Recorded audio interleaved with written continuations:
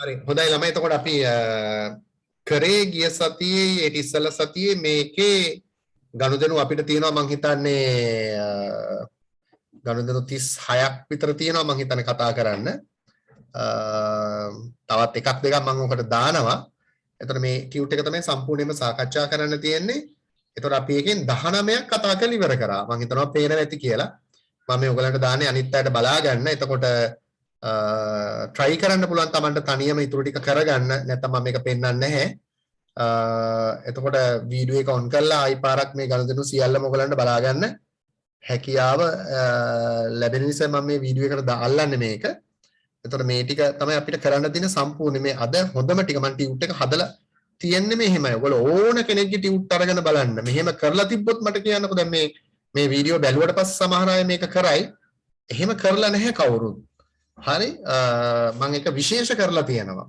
හොඳයි. එතකොට අපි කතා කරමු ළමයි 19ක තරහ වෙන්න එපා සම්බන්ධ වෙච්ච නැති අය ගිය සතියේ.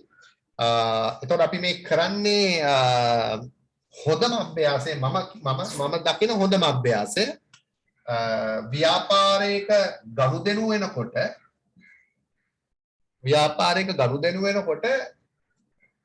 වත්කම්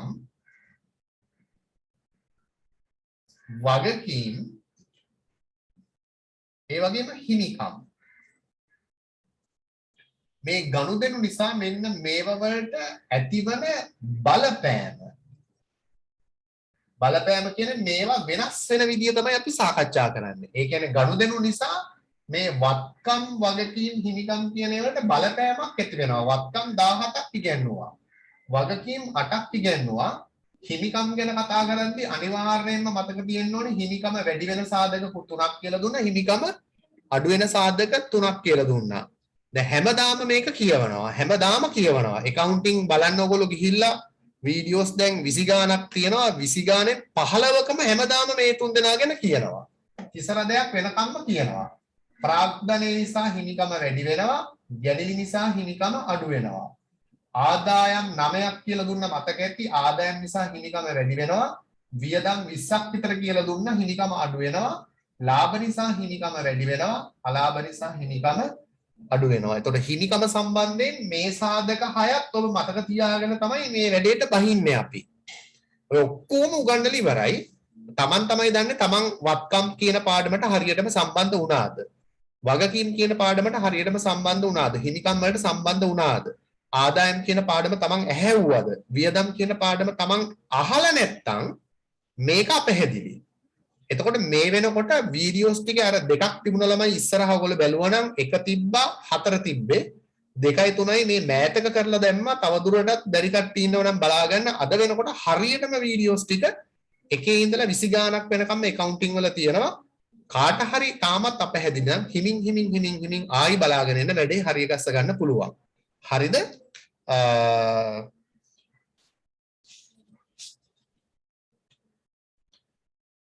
එතකොට අපි එමු ළමයි 9 වෙනි එකට හේනම් sorry 19 වෙනි මේක වෙනකම් අපි කතා කරා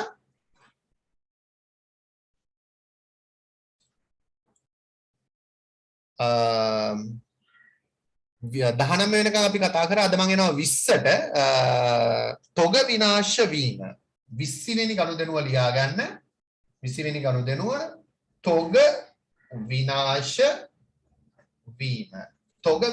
වීම රුපියල් 3000යි තොග විනාශ වීම රුපියල් 3000යි දැන් අහන්නේ ඇතිවන බලපෑම ව්‍යාපාරයට 3000ක තොගයක් විනාශ වෙලා එක්ක ගින්නක් ඇති වෙලා ගබඩාවේ එක්ක පුස්කාලා එක්ක වතුර කාන්දු වෙලා ගබඩාවේ තිබිච්ච තොගයක් විනාශ වෙලා දැන් සාමාන්‍යයෙන් ගනුදෙනුවක බලපෑම් දෙකයිනේ හැබැයි බලපෑම් දෙකට වඩා තියෙන ගනුදෙනු තියෙනවා. තාම මම කතා කරලා තියෙන බලපෑම් දෙකක් තියෙන ගනුදෙනු පමණයි. එතකොට ගබඩාවේ තිබුණු තොගයක් විනාශ වුණොත් ඕන කෙනෙකුට තේරෙනවනේ දැන් ව්‍යාපාරය ඔබ කියලා හිතන්න එපැයි. එතකොට මේ ව්‍යාපාරයේ තියෙන තොගයනේ විනාශ වෙලා තියෙන්නේ ගබඩාවේ. එතකොට ගබඩාවේ 3000ක තොගයක් විනාශ වුණොත් ඔයගොල්ලෝ හොඳටම දන්නවා තොගේ කියන්නේ ව්‍යාපාරයේ මොකක්ද මේ තුනේ? මේ තුන තමයි අඳුර ගන්න ඕනේ. මෙන්න මේ තුන තමයි අඳුර ගන්න ඕනේ. මෙන්න මේ තුන අතුර ගන්න ඕනේ. හරි? තොගේ කියන්නේ ව්‍යාපාරේ මොකද්ද? වත්කමක්ද වගකීම්ද හිමිකම්ද? තොගේ කියන්නේ ඔයගොල්ලෝ දන්නවා ව්‍යාපාරයේ වත්කම්. එතකොට 3000ක තොගයක් විනාශ වුණොත් කාටවත් කියන්න ඕනේ නැහැ නේ තොගේ අඩු වෙනවද වැඩි වෙනවද කියලා නේ. දැන් තොගේ විනාශ වුණාම තොගේ වැඩි වෙන්න බැහැනේ. එතකොට තොගේ 3000ක් විනාශ වුණොත් මම හිතන ඔයගොල්ලෝ බලපෑම් දෙක හිතලා ඇති කියලා නේ. තොගේ විනාශ වෙලා නම් තොගේ කියන දැන් තමන්ගේ උත්තරේ එන්න ඕනේ මෙතනට වත්කමකටද බලපෑම ඇති වෙන්නේ වගකීමකටද බලපෑම ඇති වෙන්නේ හිමිකමටද. තොගේ කියන්නේ වත්කමක්නේ. එතකොට තොගේ කියන වත්කම අඩු වෙනවා 3000කින්. ඔන්න එක බලපෑමක්. හරි? එතකොට තොගේ නැමැති වත්කම අඩු වෙනවා 3000කින්. දැන් ඕක විතරක් ලියලා නවත්තන්න බෑනේ. සාමාන්‍යයෙන් එක බලපෑමක් ලියලා නැවැත්තුවොත් ඒක වැරදි. එක්ක බලපෑම් දෙකයි නැත්නම් දෙකට වඩා වැඩියෙන් ලියන්න වෙනවා. හරි? එතකොට 3000ක තොගය විනාශ වුණොත් තොගේ කියන වත්කම අඩු වෙනවා. එක බලපෑමක් හරි. එතකොට මොකද්ද අනිත් බලපෑම? හිතන්න චුට්ටක් ඉගෙන ගත්ත කට්ටිය මොකද්ද අනිත් බලපෑම කියලා? බලපෑම් දෙකක් ඔබ ලියන්න ඕනේ. එතකොට තොගේ විනාශ වෙනකොට ඒක දැනෙන්නේ කාටද ව්‍යාපාරය? වැඩ කරන අයට දැනෙනවා. නමුත් ලොකුම අවාසිය දැනෙන්නේ කාටද? තොගේ පිච්චුනාට සේවකයාට ගැටලුවක් නැහැනේ. මේ සේවකයාට පඩින ගෙවන්නේ දුක හිතෙනව නෑ නැත්තේ නෑනේ. අපේ තමන් වැඩ කරන ව්‍යාපාරයේ ගබඩාව ගිනි ගන්නකොට හරි තොගේ විනාශ වෙනකොට හරි දුකක් හිතුණට ඒගොල්ලන්ට ඒකෙන් පාඩුවක් වෙන්නේ නැහැනේ. ව්‍යාපාරයේ අයිතිකාරයාට තමයි ඒකෙන් පාඩුවක් වෙන්නේ. නේ? එතකොට අපිට තේරෙනවා මෙතන තොගේ විනාශ වෙනවා කියන්නේ අලාභයක්. නේද? පාඩුවක්නේ ව්‍යාපාරේ. දැන් සන්තෝෂ වෙනවද තොගේ විනාශ වුණාම කවුරු හරි නෑ. ඒක පපුවට දැනෙනවා අයිතිකාරයට දැනෙනවානේ. මට පාඩු වුණා 3000. විකුණ ගන්න තිබිච්ච තොගයක් නැතුව ගියා. එතකොට අලාභයක් වෙනවා. අලාභය කියනකොටම මේ මෙතන හිමිකමට බලපාන්නේ නේද? ලාභ අලාභ අලාභයක් නිසා අපි කියනවා හිමිකම අඩුවීම කියලා. අලාභයක් නිසා හිමිකම අඩු වෙනවා රුපියල් 3000කින්. ඔන්න බලපෑම් දෙක. එතකොට අපි ලියනවා මොකද්ද? තොගේ නැමැති වත්කම අඩුවීම 3000යි රූල් දෙකකින් ලියන්නේ. දැන් දන්නවනේ. එතකොට ලියන්න පුළුවන් පළවෙනි ඕන එකක් ඉස්සෙල්ලා ලියන්න පුළුවන්. මේක ලියලා මේක ලියන්නත් පුළුවන්. මේක ලියලා මේක ලියන්නත් පුළුවන්. දැන් ඔය ඔක්කොම පැහැදිලි කරලා තියෙන සම්පූර්ණයෙන්ම. තොගේ නැමැති වත්කම අඩුවීම 3000යි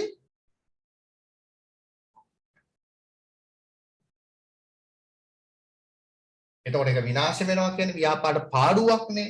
අලාභයක් නිසා හිමිකම අඩුවීම 3000යි. අලාභයක් නිසා හිමිකම අඩුවීම 3000යි. ගිය සතියේ හිටපු කට්ටිය නම් මේවා මම හිතන්නේ හොඳටම පැහැදිලි. මේකට ඉස්සෙල්ලත් අපි අලාභයක් කතා කරා. මුදල් වංචා කියන්නේ ව්‍යාපාරයේ අලාභයක්. අලාභයක් නිසා හිමිකම අඩුවීම 3000යි. පාඩුවක් වෙලානේ 3000 ඒක එකවුන්ටිං ඉගෙන ගන්න ඕනේ නැහැනේ ළමයි. ගබඩාවේ 3000ක තොගයක් විනාශ වුණාම තොගේ 3000ක් අඩු වෙනවා වගේම පාඩුවකුත් ඇති වෙනවනේ ව්‍යාපාරයටනේ. ඕක එකවුන්ටිං ඉගෙනගෙන නෙමෙයි සාමාන්‍ය කෙනෙකුටත් ඔක තේරෙනවා. හරි. මම හිතන උත්තරේ ලියා ගන්න ඇති කියලා තොගේ නැමැති වත්කම අඩුවීම 3000යි අලාභයක් නිසා හිමිකම අඩුවීම 3000යි. ඒක Tamanට ඇඟට දැනෙන්න ඕනේ ගනුදෙනුවක බලපෑම. ඒකයි මම කිව්වේ මේක හිතලා කරන්න තියෙන දෙයක්. මේ 36ම කියලා දෙන්නේ මම 36ම කියලා දෙනකොට ඔබ හිතියේ නැත්තම් ඔබ කොහොමද අලුත් ගනුදෙනුවක් දුන්නම ලියන්නේ 36ම මගෙන් හරියටම මං කියන විදියට අහගෙන ඉගෙන ගත්තොත් තමයි ඔබට අලුත් ගනුදෙනුවක් දුන්නම හිතන්න පුළුවන් වෙන්නේ. ඒක මට විශ්වාසයි. මේ 36 ඉගෙන ගත්ත කෙනෙකුට ආයි ගනුදෙනුවක් බැරි වෙන්න බෑ. හරි? එහෙමනම් මං හරියට මගේ වැඩේ කරලා නැහැ. 36ක් ගනුදෙනුව ගන්නලත් ඊට පස්සේ දෙනකොට බැරි නම් වැඩක් නැහැනේ. දැන් මේ ගනුදෙනුව ආයි දුන්නම බැරි නම් වැඩක් නැහැනේ දෙයියනේ. නේද? right. අපි එහෙනම් දැන් උන 20 ඉවරයි. ලේසි 20 තමයි කියන්නේ ගොඩක් වෙලාට බලපෑම් දෙකක්. පහලේ වලත් බලපෑම් දෙක තියෙන ඒවා තියෙනවා. මම කියන්නේ ලේසි ටික ඉවරයි. දැන් අපි චුට්ටක් කියන්නේ මම මේ විශේෂ කරලා තියෙන එකයි පෙට්ටියක් ඇතුලේ දාලා ටිකක් විශේෂ ගනුදෙනු ළමයි. හරි? ඒ කියන්නේ සාමාන්‍යයෙන් ගොඩක් අය වරද්දන ඒවා. ඔය ගොඩක් අයට හරියන ඒවා ටික තමයි මම ඔය උඩින් කරේ. ඒක ගොඩක් අය කරගන්නවා. දැන් Tamanට තේරෙනවානේ ගොඩක් අය කරගන්නවා කිව්වම ඔය 20 කී දෙනෙකුට පුළුවන්ද කියලා. ඒකත් බැරි අය ඕන තරම් ඉන්නවා ඔය 20වත් කරගන්න හිතන්න බෑ. right ඒකේ වැරද්ද ගුරුවරයාගේ නෙමෙයි ළමයි තමයි හරියට වැඩේ කරන්නේ නැත්තේ මම හිතන්නේ හොඳයි අපි යන් 21 වෙනි ගනුදෙනුවට ළමයි ඒක ටිකක් දිගට තියෙනවා ලියා ගන්න රුපියල් ලක්ෂයක් වටිනා යන්ත්‍රයක් ලබාගෙන 21 වෙනි ගනුදෙනුව රුපියල් ලක්ෂයක් වටිනා යන්ත්‍රයක් ලබාගෙන රුපියල් ලක්ෂයක් වටිනා යන්ත්‍රයක් ලබාගෙන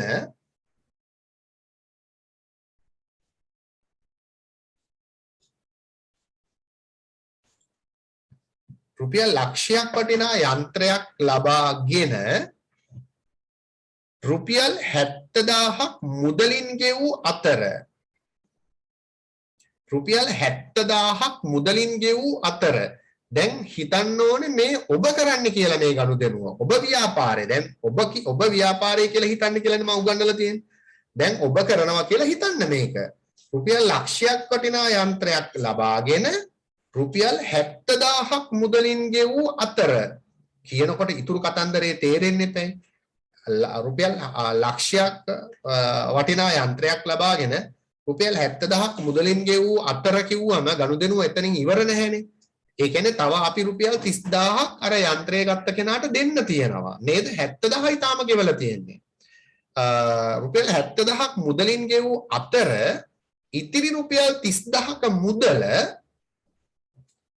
ඉතිරි රුපියල් 30000ක මුදල අපි දෙන්න ඕනේ යාට මුදල පසුව ගෙවීමට එකඟ විය ඉතිරි රුපියල් 30000ක මුදල පසුව ගෙවීමට එකඟ විය ඉතිරි රුපියල් 30000ක මුදල පසුව ගෙවීමට එකඟ විය දැන් මේ කියනවද කවුද ලක්ෂක යන්ත්‍රයක් ගත්තේ කතන්දරේ මුකුත් කියන්නේ නැහැ ඉතින් කියන්න ඕනේ මේ ව්‍යාපාරයේ ගනුදෙනු ටික තියෙන්නේ ඒතර ව්‍යාපාරයේ තමයි ලක්ෂක යන්ත්‍රය ගත්තේ හැබැයි ගෙවලා තියෙන්නේ යන්ත්‍රයේ හිමිකරුට තම 70000යි උට තව අපි 30000ක් දෙන්න ඕනේ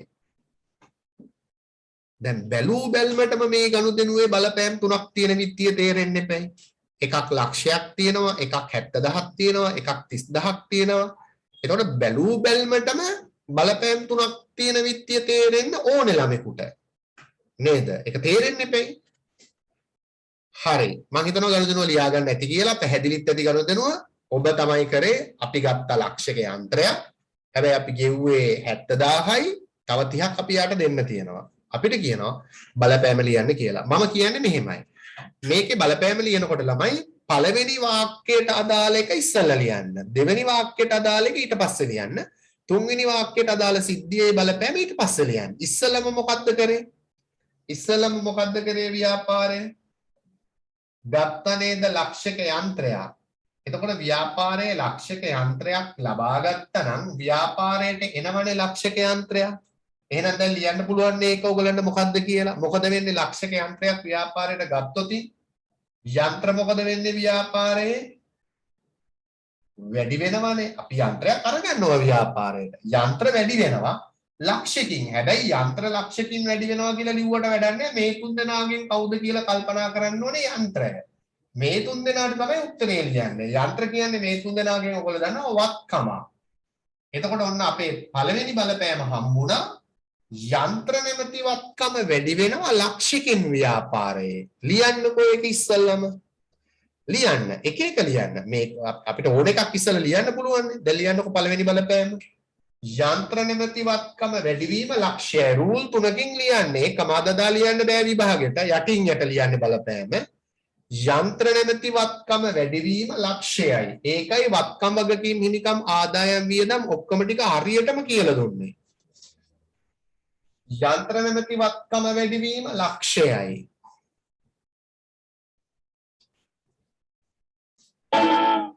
යන්ත්‍ර නැමැති වත්කම වැඩිවීම ලක්ෂ්‍යයි දැන් මම හිතනවා ඊට පස්සේ ඔයගොල්ලෝ ලියයි කියලා.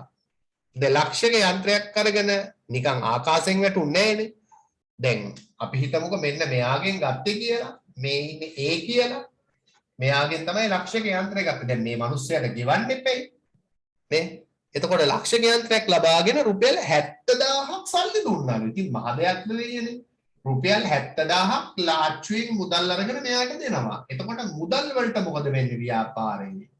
ලක්ෂික යන්ත්‍රයක් ඇතුළට ආව යන්ත්‍ර වැඩි වෙනවා ලාච්චුවෙන් 70000ක් අරන් මෙයාට දුන්නම මුදල් වැඩි වෙන්න බෑනේ ලාච්චුවෙන් මුදල් එළියට යනවා 70000. ඒකට මුදල් අඩු වෙනවා 70000. හිමිකම් අඩු වෙනවා. එහෙමද බලමුකෝ. මුදල් නේද යන්නේ එළියට 70000.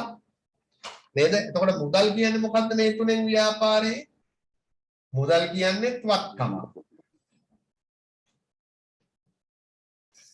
හරිනේ? මුදල් නැමැති වත්කම අඩුවීම. හරි ලේසි දෙයක් නේ. ලක්ෂක යන්ත්‍රයක් ගත්තා. එතකොට යන්ත්‍රේ ලක්ෂක යන්ත්‍රයක් ඇතුළට එනවනේ. අපි 30000ක් සල්ලි දෙනවා යාට. තව 30ක් දෙන්න ඕනේ. එච්චරයි නේ.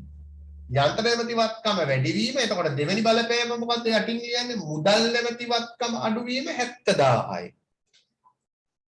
මොනා හිතන්නද? චූටි දෙයක්. මුදල් නැමැති වත්කම අඩු වීම 70000යි. අපි දෙනවනේ 70000ක් ලාච්චුවෙන් යන ලාච්චුවෙන් එළියට යනවා 70000ක්. මුදල් නැමැති වත්කම අඩු වීම 70000යි. හරි නේද? ලියාගත්ත නේද? මුදල් නැමැති වත්කම අඩු වීම 70000යි.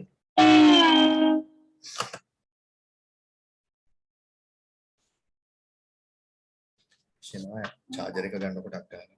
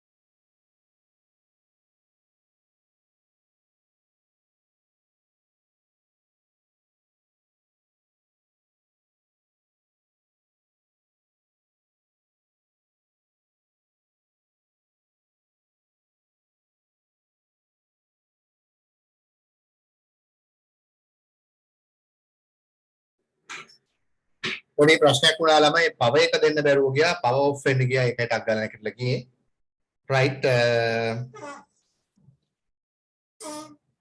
එතකොට 70000ක් මුදල් ගෙව්වා ගනුදෙනු ඉවර නැහැනේ ළමයි නේද තව 30000ක් එයාට පසුව ගෙවීමට එකඟ වුණානේ අපි නේද ඉතිරි රුපියල් 30000ක මුදල පසුව ගෙවීමට එකඟ වෙයි එතකොට අපි තව 30000ක් මෙයාට දෙන්න තියෙනවා මම එදත් කියලා දුන්නා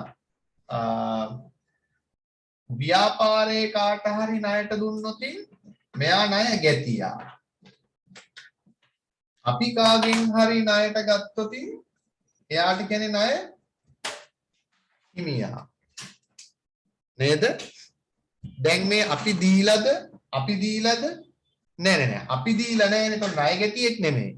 අපි ණයට අරන් තියන්නේ මෙයාගේ. නේ?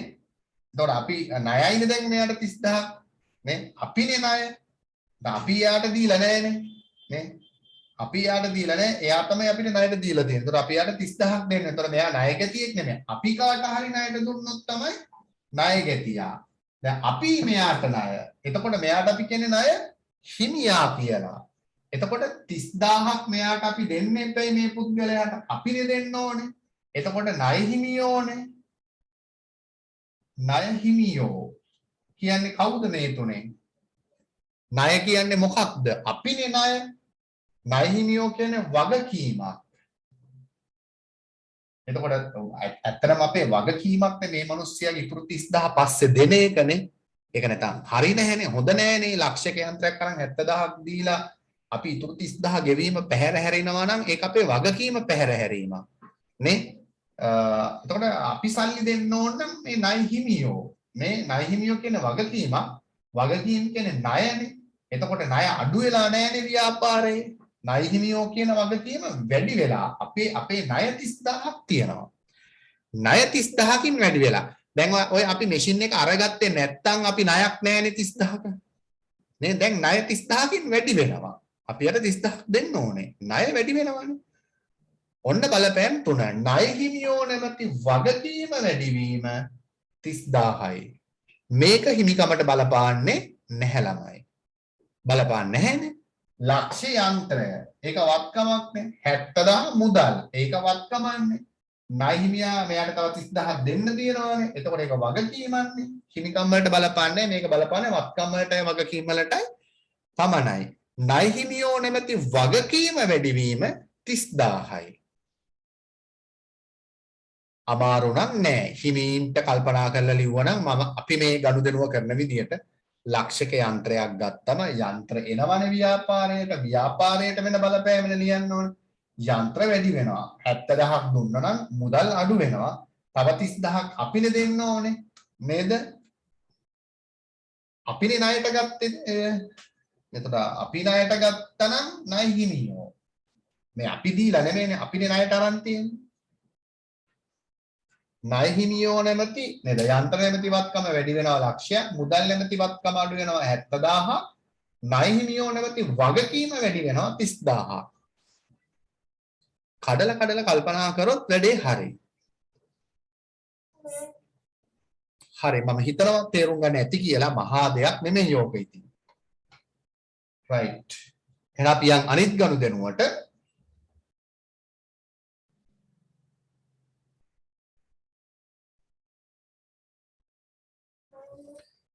විසි දෙවනි ගනුදෙනුව ළමයි 22 මේකත් දිග එකක් මම විනාඩියක් විතර දෙන්නම් තනියම ලියන්න අයිතිකරු 50000ක මුදලක්ද අයිතිකරු 50000ක මුදලක්ද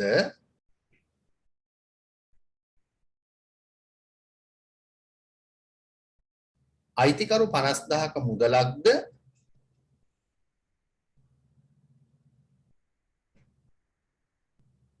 ලක්ෂ දෙකක යන්ත්‍රයක්ද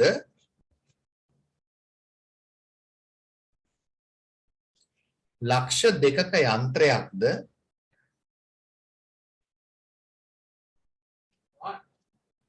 ලක්ෂ දෙකක යන්ත්‍රයක්ද ලක්ෂ දෙකක යන්ත්‍රයක්ද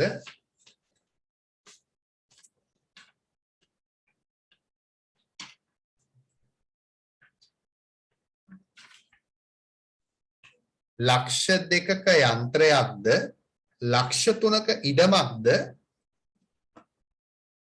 ව්‍යාපාරයට යෙදුවා ලක්ෂ 3ක ඉඩමක්ද ව්‍යාපාරයට යෙදුවා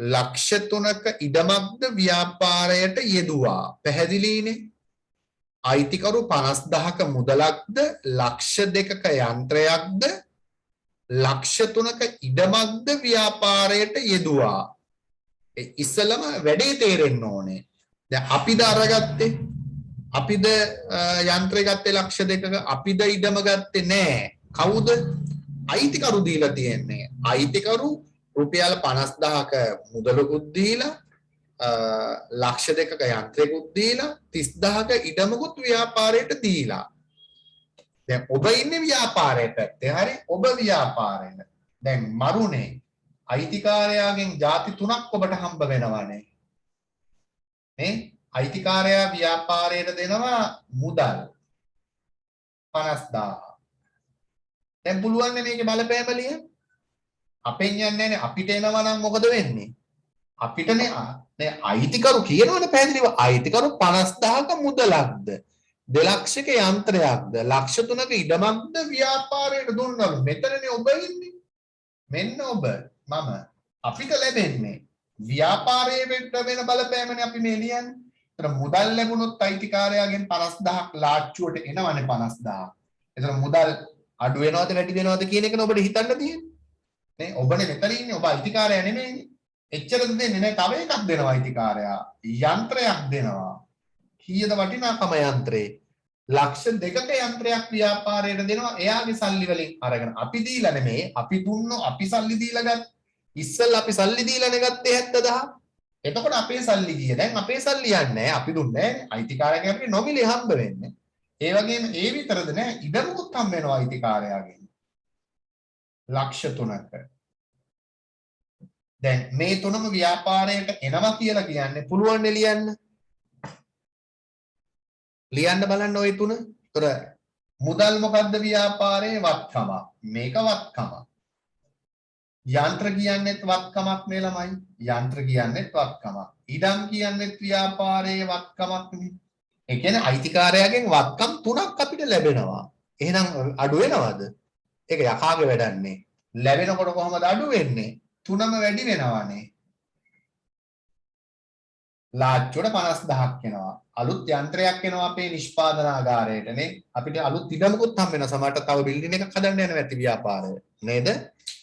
එතකොට බලපෑම් තුනක් ඊසි ලියන්න පුළුවන් නේ. මොකද්ද? මුදල් නැමැති වත්කම වැඩිවීම 50000යි. යන්ත්‍ර නැමැති වත්කම වැඩිවීම ලක්ෂ 2යි. ඉඩම් නැමැති වත්කම වැඩිවීම ලක්ෂ 3යි. යටින් යට ලියන්න තුනක් ලැබිලානේ අයිතිකාරයාගෙන්. එතකොට ලියන්න ඕනේ වෙන වෙනම. ලියන්න මුදල් නැමැති වත්කම වැඩිවීම 50000යි. පළවෙනි වාක්‍යය. එතකොට ලියන්න ඕනේ ඔබ මුදල් නැමැති වත්කම වැඩිවීම 50000යි. යන්ත්‍රයට යටින් යන්ත්‍ර නැමැති වත්කම වැඩිවීම ලක්ෂ 2යි. ඉඩම් නැමැති වත්කම වැඩිවීම ලක්ෂ 3යි.